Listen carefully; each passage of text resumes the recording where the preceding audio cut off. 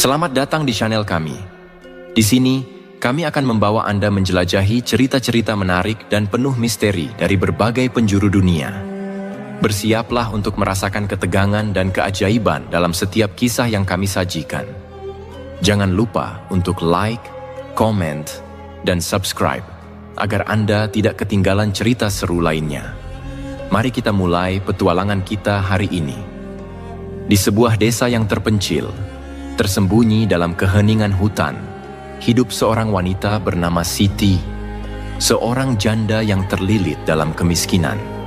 Kegagalan demi kegagalan mendorongnya pada titik di mana keputusasaan menjadi kawan dekatnya. Siti, yang hanya ingin memberikan kehidupan yang layak bagi dua anaknya, Rahma dan Dito, akhirnya mengambil keputusan yang mengerikan, mencari jalan pintas menuju kekayaan melalui pesugihan. Namun, jalan menuju kekayaan ini bukanlah yang dia bayangkan. Di sudut gelap desa itu, tinggal seorang dukun misterius bernama Mbah Karto. Tua, keriput, namun penuh kekuatan yang tidak bisa dijelaskan. Mbah Karto menawarkan solusi yang terdengar manis di telinga Siti, janji kekayaan yang cepat dan tanpa batas. Tetapi seperti semua perjanjian dengan kekuatan gelap, ada harga yang harus dibayar. Tidak ada yang bisa membayangkan bahwa pengorbanan yang harus dipenuhi oleh Siti adalah dua anak yang paling ia cintai. Rahma dan Dito, yang dulunya ceria dan penuh harapan, mulai merasakan dampak dari pilihan yang dibuat oleh ibu mereka. Perlahan, mereka terjebak dalam kegelapan, di mana kehidupan mereka menjadi taruhan atas keserakahan yang dipandu oleh rasa putus asa Siti. Ketika kekayaan tak kunjung datang, dan kedua anaknya mulai hilang secara misterius, Siti harus berhadapan dengan kenyataan paling menakutkan. Pesugihan ini bukan tentang kekayaan, tapi tentang kehancuran yang tak terelakkan. Apa yang sebenarnya terjadi pada Rahma dan Dito? Siapa sebenarnya Mbah Karto, sang dukun yang memutar takdir Siti? Sebelum kita lanjutkan kisahnya, kami ingin mendengar dari kalian. Tulis di kolom komentar dari mana kalian berasal, dan kisah mistis apa yang pernah terjadi di sana agar nanti bisa kita bahas di video-video selanjutnya.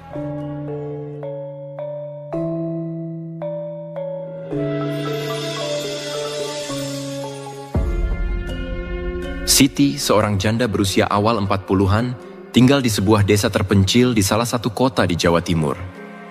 3 tahun telah berlalu sejak kematian suaminya, Samin, yang meninggalkan dirinya dengan 2 anak kecil, Rahma yang berusia 10 tahun dan Dito yang berusia 8 tahun. Kehidupan mereka berubah drastis sejak kecelakaan tragis yang merenggut nyawa Samin, seorang buruh tani yang hanya memiliki sedikit untuk diwariskan. Siti kini harus berjuang sendirian untuk memenuhi kebutuhan anak-anaknya, membayar hutang suaminya, dan bertahan di tengah kemiskinan yang semakin menghimpit. Siti bekerja sebagai buruh tani, membantu tetangga-tetangga yang memiliki sawah. Namun upah yang ia terima tidak cukup untuk memenuhi kebutuhan sehari-hari. Ia sering pulang dengan tubuh lelah, tetapi hati lebih lelah lagi. Setiap hari ia harus melihat wajah Rahma yang pucat karena sering sakit, dan Dito yang tumbuh dengan perut kempis karena kekurangan gizi. Siti sering menangis diam-diam di malam hari, memikirkan masa depan anak-anaknya yang tampak suram. Di desa kecil itu, desas-desus tentang pesugihan mulai merasuk ke telinga Siti. Ia mendengar bisikan-bisikan tetangga yang berkata bahwa ada beberapa orang di desa sebelah yang mendadak kaya setelah melakukan pesugihan. Pesugihan, bagi masyarakat setempat, adalah semacam jalan pintas menuju kekayaan yang penuh dengan bahaya. Orang-orang yang melakukannya harus rela mengorbankan sesuatu yang paling berharga dalam hidup mereka, entah itu anggota keluarga atau bahkan jiwa mereka sendiri. Awalnya Siti tak percaya dengan cerita-cerita itu. Namun, keputusasaan yang semakin menekan membuatnya mulai memikirkan kemungkinan tersebut. Bagaimana kalau itu benar? Bagaimana kalau pesugihan adalah satu-satunya cara untuk keluar dari kemiskinan ini? Pikir Siti. Setiap kali Rahma jatuh sakit dan ia tidak punya uang untuk membeli obat, godaan untuk mencoba pesugihan semakin besar. Siti merasa buntu. Tidak ada yang bisa membantunya, dan hutang suaminya semakin membengkak. Suatu hari setelah mendengar percakapan tetangganya tentang seorang dukun pesugihan bernama Mbah Karto, Siti mulai serius mempertimbangkan untuk menemui dukun tersebut. Apa salahnya mencoba? Gumam Siti dalam hati. Aku sudah mencoba segala cara dan tetap miskin. Kalau pesugihan bisa memberikan kekayaan, setidaknya aku bisa memberi kehidupan yang layak untuk Rahma dan Dito. Malam itu Siti tidak bisa tidur. Ia terus memikirkan masa depan anak-anaknya. Suara-suara kecil dari kamar anak-anaknya terdengar sayup-sayup di telinganya. Rahma terbatuk pelan di balik selimutnya, sementara Dito yang tidur di kasur lantai tampak meringkuk kedinginan. Hati Siti terasa semakin hancur. Aku harus melakukan sesuatu. Aku tidak bisa membiarkan mereka terus hidup seperti ini, pikir Siti. Dengan hati yang berdebar kencang, Siti memutuskan untuk menemui Mbah Karto keesokan harinya. Pagi-pagi sekali Siti meninggalkan rumah. Ia tak ingin ada yang tahu tujuan kepergiannya, terutama para tetangga yang suka bergosip. Dengan langkah cepat, ia menyusuri jalan setapak yang menuju desa sebelah, tempat Mbah Karto tinggal. Sepanjang perjalanan, hati Siti dipenuhi kegelisahan. Di satu sisi, ia merasa takut dengan apa yang akan ia lakukan. Namun di sisi lain, keputusasaan membuatnya terus berjalan. Desa sebelah itu terkenal karena banyak cerita aneh yang beredar tentangnya. Orang-orang di sana percaya pada kekuatan gaib dan seringkali mendatangi dukun untuk meminta bantuan, baik untuk penyembuhan, keberuntungan, atau bahkan kekayaan. Mbah Karto, dukun yang hendak Siti temui, adalah salah satu dukun yang paling ditakuti. Ia terkenal bukan hanya karena kemampuannya, tetapi juga karena harga yang harus dibayar oleh mereka yang meminta bantuannya. Banyak yang bilang, setiap bantuan dari Mbah Karto selalu disertai pengorbanan yang sangat besar. Rumah Mbah Karto terletak di ujung desa, dikelilingi oleh pohon-pohon besar yang menjulang tinggi. Rumah itu sendiri tampak tua dan kusam, dengan dinding kayu yang mulai lapuk dan atap yang hampir roboh. Meskipun begitu, rumah itu memancarkan aura yang mengerikan. Seolah-olah ada sesuatu yang bersembunyi di balik bayang-bayang pohon, mengintai siapa saja yang berani mendekat. Ketika Siti sampai di depan rumah itu, ia merasa ragu sejenak. Namun pikirannya kembali ke Rahma dan Dito. Mereka adalah alasan Siti ada di sana. Dengan tekad yang kuat, ia melangkah maju dan mengetuk pintu. Tidak butuh waktu lama bagi Mbah Karto untuk membuka pintu. Ia adalah pria tua dengan tubuh kurus dan wajah yang penuh keriput. Matanya tajam, seolah-olah bisa melihat jauh ke dalam jiwa orang yang ada di depannya. Mbah Karto tidak berkata apa-apa ketika ia melihat Siti di depan pintunya. Ia hanya mengangguk dan mempersilahkan Siti masuk. Di dalam rumah, suasana terasa semakin mencekam. Dinding-dindingnya dipenuhi dengan benda-benda aneh. Tengkorak, keris tua, dan berbagai jimat yang digantung di setiap sudut ruangan. Udara di dalam rumah itu terasa berat, seolah-olah dipenuhi oleh energi gelap yang tak kasat mata. Setelah duduk di hadapan Mbah Karto, Siti dengan gugup menjelaskan keinginannya. Ia menceritakan tentang kesulitan hidupnya, tentang hutang-hutang yang tak terbayar, dan tentang anak-anaknya yang selalu sakit. "Saya butuh uang, Mbah. Saya tidak tahu harus bagaimana lagi," kata Siti dengan suara gemetar. Mbah Karto mendengarkan dengan saksama, matanya tidak pernah lepas dari wajah Siti. Setelah Siti selesai bicara, Mbah Karto terdiam sejenak. Kemudian, ia tersenyum tipis. "Kau tahu, pesugihan bukan untuk mereka yang lemah hati," kata Mbah Karto dengan suara rendah. "Kekayaan yang kau inginkan akan datang, tapi tidak tanpa harga." Siti mengangguk, meskipun ia sebenarnya tidak tahu apa yang akan terjadi. Yang ia tahu hanyalah bahwa ia harus mendapatkan uang untuk menyelamatkan anak-anaknya. Mbah Karto kemudian memberikan sebuah kantong kecil berisi bubuk hitam. "Taburkan ini di bawah bantal anak-anakmu setiap malam selama 3 hari. Setelah itu, kau akan melihat hasilnya," kata Mbah Karto. Siti menerima kantong itu dengan tangan gemetar. Ia merasa cemas, tetapi juga penuh harapan. Mungkin ini adalah satu-satunya cara untuk keluar dari kemiskinan. Dengan hati yang penuh harap, Siti meninggalkan rumah Mbah Karto dan berjalan pulang. Namun, ia tidak tahu bahwa langkah yang baru saja ia ambil akan mengubah hidupnya selamanya. Perjalanan pulang dari rumah Mbah Karto terasa seperti mimpi buruk yang berlarut-larut. Hati Siti masih dipenuhi kecemasan, Sementara pikirannya terus berputar-putar, mencoba memahami apa yang baru saja terjadi. Kantong kecil berisi bubuk hitam itu terasa berat di saku kainnya, seolah membawa beban yang jauh lebih besar daripada ukuran fisiknya. Setiap langkah yang Siti ambil terasa seperti sebuah keputusan besar yang tidak bisa ia tarik kembali. Namun, wajah anak-anaknya, Rahma dan Dito, terus menghantui pikirannya, memberikan dorongan untuk terus maju. Setibanya di rumah, Siti melihat anak-anaknya tengah bermain di halaman depan, tampak tak menyadari betapa besarnya perubahan yang akan datang. Rahma berlari-lari kecil dengan senyum polos di wajahnya, sementara Dito mencoba menangkap kupu-kupu yang beterbangan di sekitar mereka. Melihat pemandangan itu, Siti merasa hatinya tersayat. Bagaimana bisa ia, seorang ibu, memutuskan untuk melakukan sesuatu yang begitu berbahaya demi kekayaan? Namun setiap kali ia mencoba mundur dari keputusannya, wajah lelah dan kurus anak-anaknya kembali membayangi, membuatnya yakin bahwa ini adalah satu-satunya jalan. Malam itu, Siti menyiapkan makan malam sederhana untuk anak-anaknya. Suasana rumah begitu sunyi, hanya diiringi suara denting piring dan sendok. Dito, dengan suara kecilnya bertanya kepada Siti, "Ibu, kenapa ibu terlihat sedih?" Pertanyaan itu membuat hati Siti terhenyak. Ia mencoba tersenyum, meskipun senyumnya terasa pahit. "Ibu tidak apa-apa, Nak. Ibu hanya lelah." Setelah makan malam, Siti menidurkan anak-anaknya seperti biasa. Namun kali ini ada satu hal yang berbeda. Dengan tangan yang sedikit gemetar, ia mengambil kantong kecil berisi bubuk hitam yang diberikan Mbah Karto. Perlahan, ia menaburkan bubuk itu di bawah bantal Rahma dan Dito, persis seperti yang diperintahkan Mbah Karto. Setiap butiran bubuk terasa seperti sebuah janji yang tak bisa dibatalkan. Janji yang diikat dengan kekuatan gaib yang tidak bisa ia pahami.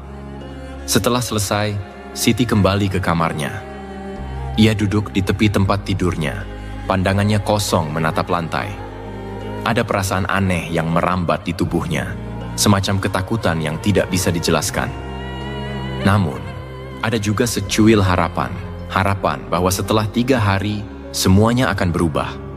Bahwa kemiskinan yang membelit mereka akan hilang, dan mereka akan hidup dalam kemakmuran. 3 hari kemudian, sesuatu memang berubah. Namun, perubahan itu bukanlah seperti yang Siti harapkan. Pada pagi hari ketiga setelah ritual pertama, Siti bangun dengan perasaan ganjil. Rumah terasa lebih sunyi dari biasanya, dan udara pagi terasa lebih berat. Ia beranjak ke kamar Rahma dan Dito untuk membangunkan mereka seperti biasa. Namun ketika ia membuka pintu kamar anak-anaknya, pemandangan yang menyambutnya membuat jantungnya berhenti berdetak. Rahma terbaring di kasurnya dengan tubuh kaku, kulitnya pucat seperti mayat. Matanya terbuka lebar, menatap langit-langit tanpa kehidupan. Dito yang tidur di kasur lantai juga menunjukkan gejala yang sama. Tubuh kecilnya tidak bergerak, dan nafasnya tidak terdengar lagi. Dengan jeritan tertahan, Siti berlari ke arah anak-anaknya. "Rahma, Dito," ia mengguncang tubuh mereka, mencoba membangunkan mereka dari tidur yang tampaknya abadi. Namun tidak ada reaksi. Wajah Rahma yang biasanya ceria kini kaku, matanya yang dahulu penuh kehidupan kini kosong. Siti menjerit histeris, memanggil nama anak-anaknya berkali-kali. Namun, tangisan dan panggilannya tidak mendapatkan balasan. Siti terjatuh di lantai, tubuhnya gemetar hebat. Tidak mungkin, ini tidak mungkin terjadi. Ia hanya menginginkan kekayaan, bukan ini. Kepanikannya meningkat seiring dengan kenyataan yang mulai meresap. Rahma dan Dito sudah tiada. 2 nyawa yang ia kasihi lebih dari apapun di dunia ini telah diambil darinya. Ia merasa seolah-olah seluruh dunia runtuh di sekitarnya. Dalam keadaan setengah gila, Siti meraih kantong bubuk hitam yang tersisa. Ia mengguncangnya dengan marah, berharap bisa mengembalikan anak-anaknya. "Mbah Karto, apa yang kau lakukan?" teriaknya, meskipun tidak ada yang bisa mendengar teriakannya di pagi yang sunyi itu. Siti akhirnya tersungkur di lantai, menangis terseduh-seduh. Pikiran tentang Mbah Karto terus mengusik pikirannya. Apakah ini harga yang harus dibayar untuk kekayaan? Pikir Siti. Meskipun tidak ada sedikit pun tanda-tanda kekayaan di sekelilingnya. Rumahnya masih sama, miskin dan kumuh. Tidak ada uang, tidak ada emas, tidak ada kemakmuran, hanya kematian yang menjemput anak-anaknya. Hari itu menjadi awal dari kejatuhan Siti. Dalam keputusasaannya, ia pergi kembali ke rumah Mbah Karto untuk menuntut jawaban. Namun, ketika ia sampai di sana, rumah itu sudah kosong. Tidak ada jejak Mbah Karto, seolah-olah dukun itu menghilang begitu saja tanpa bekas. Siti terus berteriak, memanggil-manggil namanya, tetapi hanya kesunyian yang menjawab. Tidak ada jawaban, tidak ada penjelasan. Yang tersisa hanya Siti dan penderitaannya. Tubuhnya semakin lemah, pikirannya semakin kacau. Setiap hari ia mulai mendengar suara anak-anaknya, memanggil-manggil namanya dari sudut-sudut rumah. Ibu, ibu. Suara-suara itu bergema di kepalanya, membuatnya semakin terpuruk dalam kegilaan. Siti mulai kehilangan akal sehatnya. Setiap kali mendengar suara Rahma dan Dito, ia berlari ke arah mereka, berharap bisa melihat wajah anak-anaknya kembali. Namun ketika ia tiba di tempat asal suara itu, tidak ada siapa-siapa. Rumah yang sepi itu terus mengingatkannya pada kesalahan besar yang telah ia perbuat. Hari demi hari, Siti semakin terperosok dalam kegilaan. Orang-orang di desa mulai berbicara tentangnya. Mereka berkata bahwa Siti telah menjadi gila setelah kematian anak-anaknya. Mereka tidak tahu apa yang sebenarnya terjadi, tetapi mereka merasakan bahwa ada sesuatu yang kelam di balik peristiwa tragis itu. Siti, yang dahulu adalah seorang ibu yang penuh cinta, kini hanya bayangan dari dirinya yang dulu. Tubuhnya semakin kurus, wajahnya layu, dan matanya kosong, seperti anak-anaknya yang mati. Hari-hari setelah kematian Rahma dan Dito menjadi mimpi buruk yang tak berkesudahan bagi Siti. Kematian dua anak yang paling ia cintai itu meruntuhkan seluruh hidupnya. Ia tidak bisa menerima kenyataan bahwa kedua anaknya meninggal begitu saja setelah ritual pesugihan yang diperintah oleh Mbah Karto. Rasa bersalah yang mencekik terus menghantuinya setiap saat, mencabik-cabik kewarasannya sedikit demi sedikit. Siti tidak lagi bisa membedakan antara kenyataan dan mimpi buruk. Setiap malam, suara tawa dan tangisan anak-anaknya menggema di sekeliling rumah. Ia merasa Rahma dan Dito masih hidup, berlari-lari di sekitar rumah seperti biasa. Namun, setiap kali ia mencoba mencari mereka, yang ditemukannya hanyalah bayangan samar yang menghilang begitu cepat. Siti mulai berhalusinasi, melihat sosok anak-anaknya dalam setiap sudut rumah, mendengar suara langkah kaki kecil mereka, dan merasakan sentuhan dingin tangan Rahma yang seolah memeluknya di malam hari. Tetangga mulai menyadari perubahan drastis pada Siti. Mereka sering melihatnya berbicara sendiri di depan rumah, seolah-olah berbicara dengan seseorang yang tidak terlihat. Pada malam-malam tertentu, Siti terdengar tertawa dan menangis bersamaan, membuat para tetangga bergidik ngeri. Banyak yang mulai berbisik tentang Siti, bahwa ia telah menjadi gila setelah kematian anak-anaknya. Namun tidak ada yang benar-benar tahu apa yang sebenarnya terjadi di dalam rumah itu. Dia dikutuk, dia terkena karma, salah satu tetangga berkata, berbisik-bisik di antara yang lain. Pesugihan yang gagal, anak-anaknya jadi tumbal. Tetangga yang lain hanya mengangguk setuju, tetapi tidak ada yang berani mendekati Siti, apalagi mencoba menolongnya. Mereka hanya bisa memperhatikan dari kejauhan, membiarkan Siti terperangkap dalam kegilaannya sendiri. Setiap kali Siti keluar rumah, tatapannya kosong. Wajahnya yang dahulu lembut dan penuh kasih kini terlihat seperti topeng kosong yang tak lagi memiliki jiwa. Mata cekungnya penuh dengan kesedihan, kebingungan, dan teror yang tak terlukiskan. Satu malam, tepat setelah seminggu kematian Rahma dan Dito, Siti merasa bahwa ia benar-benar tidak sendirian di dalam rumah. Di tengah malam, ia mendengar suara langkah kaki kecil yang akrab, seolah-olah Rahma dan Dito berjalan menuju kamarnya. Hatinya berdebar kencang, separuh ketakutan, separuh berharap bahwa anak-anaknya benar-benar kembali. Dengan napas terengah-engah, Siti keluar dari kamar dan menuju ruang tamu. Di sana, di sudut ruangan yang gelap, ia melihat dua sosok kecil berdiri. Mereka berbalik perlahan, memperlihatkan wajah pucat mereka, Itu Rahma dan Dito, atau setidaknya itulah yang dilihat Siti. Namun ada sesuatu yang salah. Mata mereka kosong, tubuh mereka kaku, dan senyum aneh menghiasi wajah mereka. "Ibu," suara itu lirih, hampir tidak terdengar, tetapi begitu nyata di telinga Siti. Siti menjerit dalam ketakutan sekaligus kebingungan. Ia berlari mendekat, tetapi ketika ia hampir menyentuh anak-anaknya, mereka menghilang begitu saja, meninggalkan udara dingin yang menusuk tulang. Siti jatuh tersungkur di lantai, menangis sejadi-jadinya. Malam-malam berikutnya menjadi semakin menyeramkan. Bayangan Rahma dan Dito terus menghantui rumah, muncul di tempat-tempat yang tak terduga. Mereka muncul di cermin, berdiri di dekat jendela, atau bersembunyi di sudut ruangan. Setiap kali Siti mencoba mendekati mereka, sosok itu menghilang, membuat kegilaannya semakin menjadi-jadi. Ketakutan dan rasa bersalah semakin mencekik Siti. Ia tidak bisa tidur, tidak bisa makan, dan setiap harinya diisi dengan jeritan sunyi yang tak terungkapkan. Tubuhnya semakin kurus dan lemah, sementara pikirannya terus berputar-putar di antara dunia nyata dan dunia gaib. Ia mencoba mencari bantuan dari dukun-dukun lain, tetapi setiap kali ia meminta pertolongan, mereka semua menolak. "Apa yang kau lakukan adalah dosa besar," kata mereka. "Anak-anakmu sudah menjadi tumbal. Tidak ada yang bisa kau lakukan untuk mengembalikan mereka." Siti tidak percaya. Ia tidak mau percaya.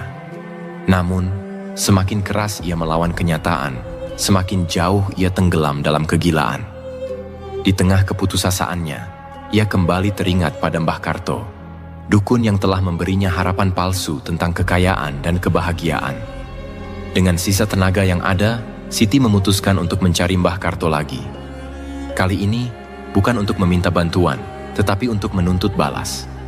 Ia ingin Mbah Karto bertanggung jawab atas apa yang terjadi pada Rahma dan Dito. Dengan langkah gontai, ia berjalan keluar rumah, mencari jalan menuju desa tempat Mbah Karto tinggal. Namun, ketika Siti sampai di sana, yang ia temukan hanyalah rumah kosong. Tidak ada tanda-tanda kehidupan, tidak ada jejak keberadaan Mbah Karto. Rumah itu tampak terbengkalai, seolah-olah sudah bertahun-tahun tidak dihuni. Siti menjerit marah, memanggil-manggil nama Mbah Karto, berharap dukun itu muncul dan memberinya jawaban. Tetapi tidak ada yang datang. Mbah Karto seolah lenyap begitu saja, meninggalkan Siti dalam kegelapan. Dalam kegelapan malam yang menyelimuti desa itu, Siti tersungkur di tanah. Ia merasa seluruh hidupnya hancur berantakan. Tidak ada jalan keluar, tidak ada harapan, dan tidak ada yang bisa menyelamatkannya. Dengan tubuh yang lemah dan pikiran yang kusut, Siti tertatih-tatih kembali ke rumah. Rumah itu yang kini kosong dan dipenuhi bayangan masa lalu. Seiring berjalannya waktu, kewarasan Siti semakin menghilang. Ia tidak lagi peduli pada dirinya sendiri, tidak peduli pada dunia di sekelilingnya. Ia hanya hidup dalam bayang-bayang masa lalu, dalam dunia yang penuh dengan hantu anak-anaknya yang terus menghantuinya. Desa itu akhirnya benar-benar mengabaikan Siti. Tidak ada yang peduli padanya lagi. Bagi mereka, Siti hanyalah seorang wanita gila yang terkena karma atas perbuatannya sendiri. Hingga suatu hari, Siti benar-benar menghilang. Tidak ada yang tahu kemana ia pergi, atau apa yang terjadi padanya. Rumahnya yang kosong ditinggalkan begitu saja, menjadi rumah hantu yang ditakuti oleh semua orang di desa. Sejak kepergian Siti dari desa, desas-desus tentang keadaannya semakin liar. Ada yang mengatakan bahwa ia meninggal di hutan, mengembara tanpa tujuan hingga kelaparan dan kehausan merenggut nyawanya. Ada pula yang percaya bahwa Mbah Karto telah mengambil jiwanya sebagai bagian dari kesepakatan pesugihan yang gagal. Namun, tidak ada yang tahu pasti. Yang tersisa hanyalah rumah tua Siti, kini tak terurus dan dipenuhi ilalang, berdiri sunyi di ujung desa.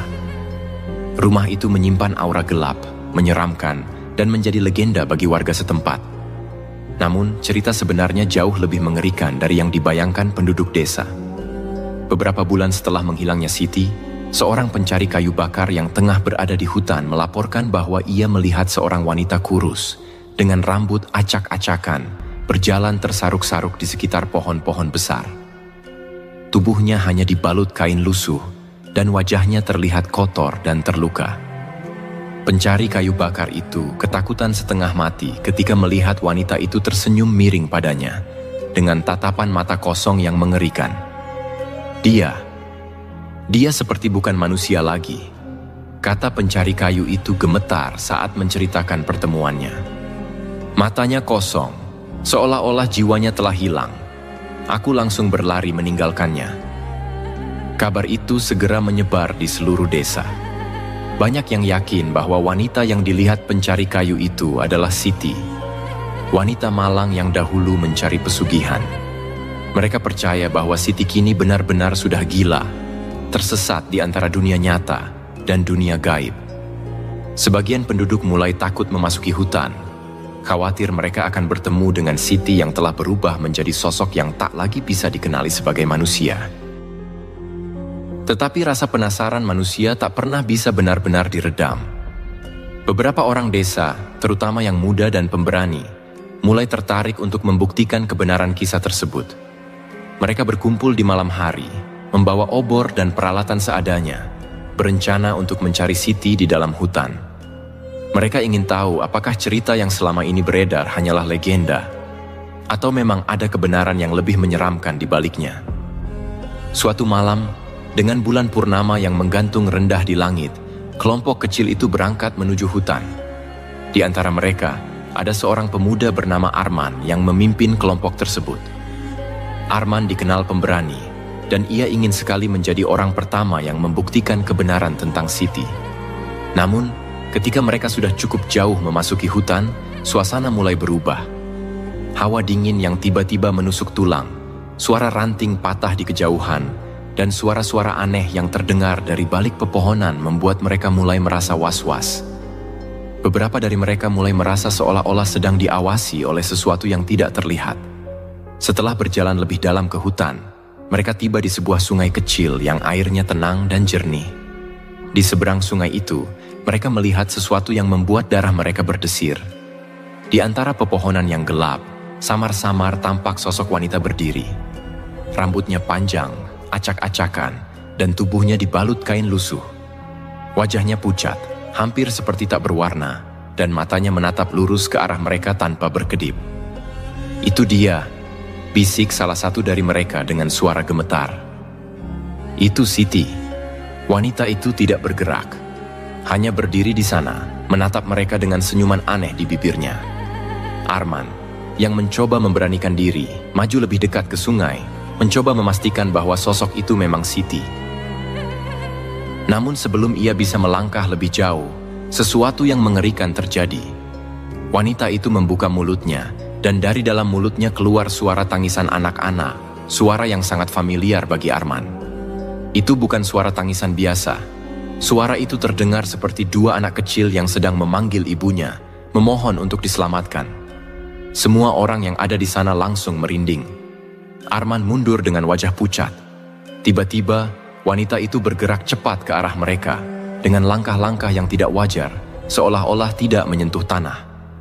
Obor yang mereka bawa tiba-tiba padam satu persatu, meninggalkan mereka dalam kegelapan yang pekat. Kepanikan langsung melanda kelompok tersebut, dan tanpa berpikir panjang, mereka berlari sekencang-kencangnya meninggalkan tempat itu. Sementara di belakang mereka, suara tawa menyeramkan menggema di dalam hutan. Malam itu menjadi pengalaman traumatis bagi mereka semua. Ketika mereka kembali ke desa, beberapa dari mereka jatuh sakit karena ketakutan yang begitu besar. Beberapa orang percaya bahwa mereka telah melihat Siti yang telah menjadi arwah gentayangan, terperangkap dalam penderitaan akibat pesugihan yang gagal. Seiring berjalannya waktu, cerita tentang Siti dan kedua anaknya yang menjadi tumbal pesugihan berubah menjadi legenda horor yang diceritakan turun-temurun di desa tersebut. Rumah tua Siti yang terbengkalai semakin ditakuti, dan tidak ada seorang pun yang berani mendekatinya, terutama setelah malam tiba. Banyak yang percaya bahwa rumah itu kini dihuni oleh roh-roh gentayangan, termasuk arwah Siti yang tak tenang. Pada akhirnya, nasib Siti menjadi peringatan bagi semua orang yang berusaha mencari kekayaan dengan cara-cara yang tidak benar. Pesugihan yang ia lakukan bukan hanya merenggut nyawa kedua anaknya, tetapi juga menghancurkan hidupnya sendiri. Alih-alih mendapatkan kekayaan, ia justru mendapatkan kutukan yang abadi, terjebak antara dunia nyata dan dunia gaib, tanpa ada yang bisa menyelamatkannya. Desa itu pun tetap hidup dengan ketakutan akan hantu Siti dan anak-anaknya.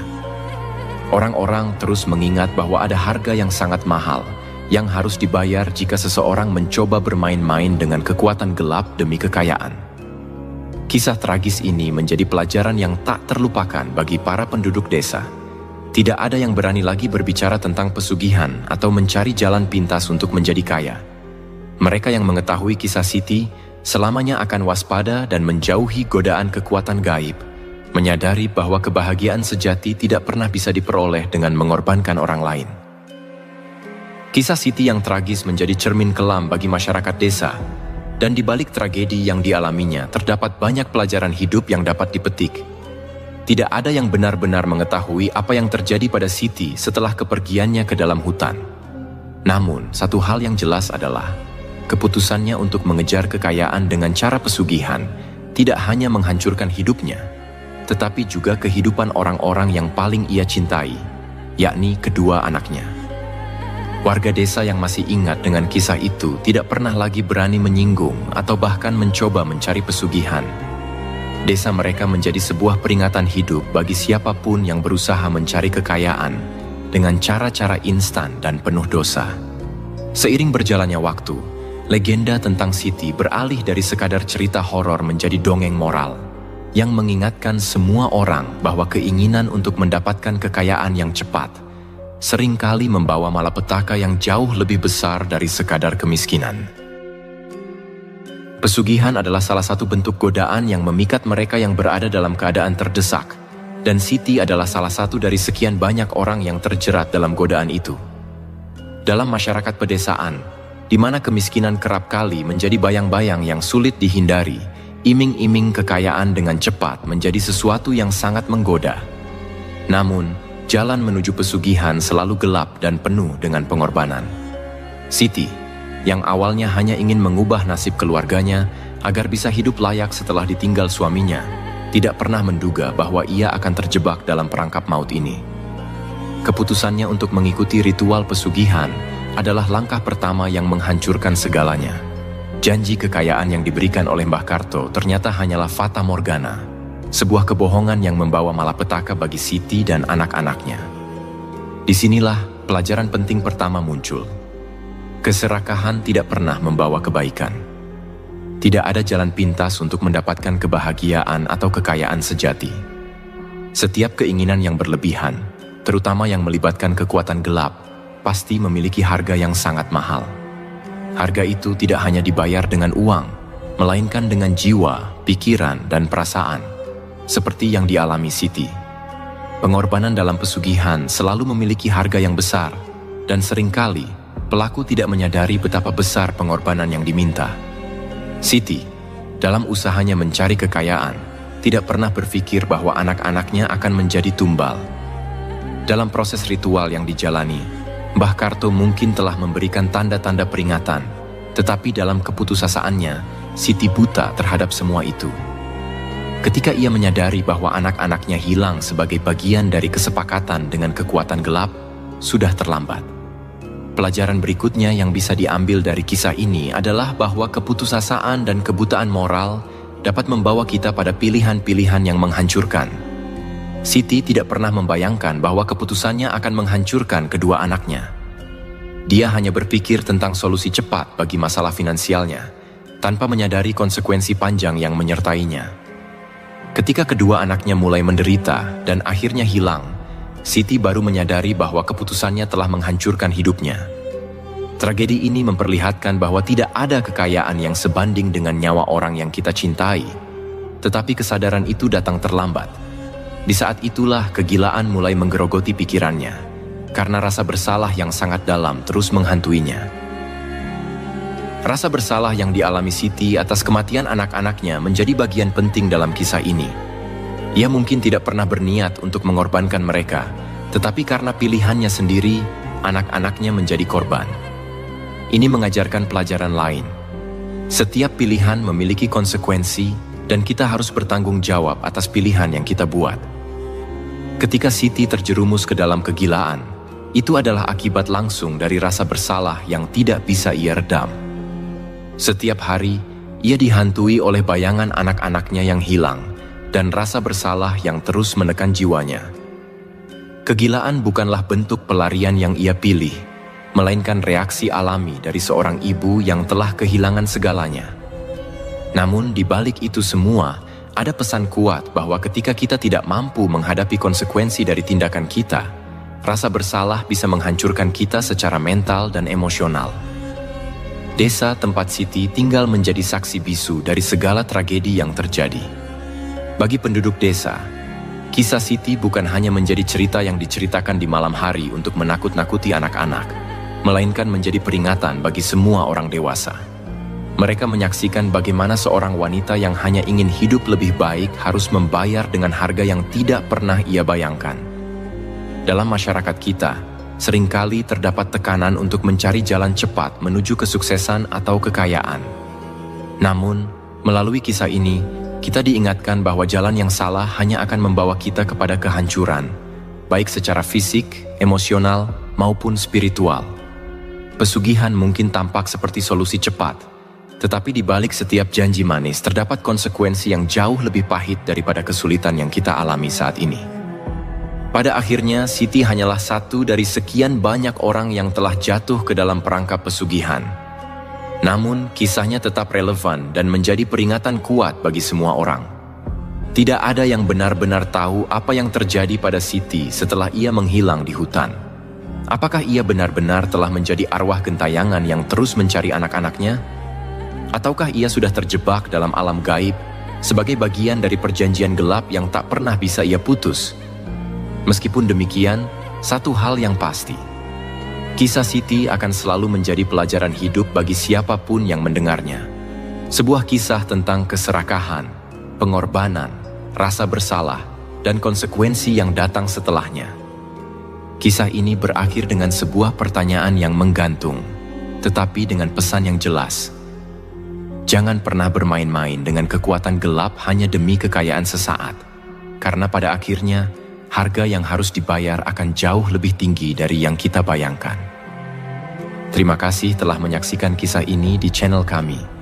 Jangan lupa untuk like, subscribe, dan nyalakan lonceng notifikasi agar Anda tidak ketinggalan cerita-cerita menarik lainnya. Sampai jumpa di cerita berikutnya, dan tetaplah bijak dalam setiap langkah hidup Anda.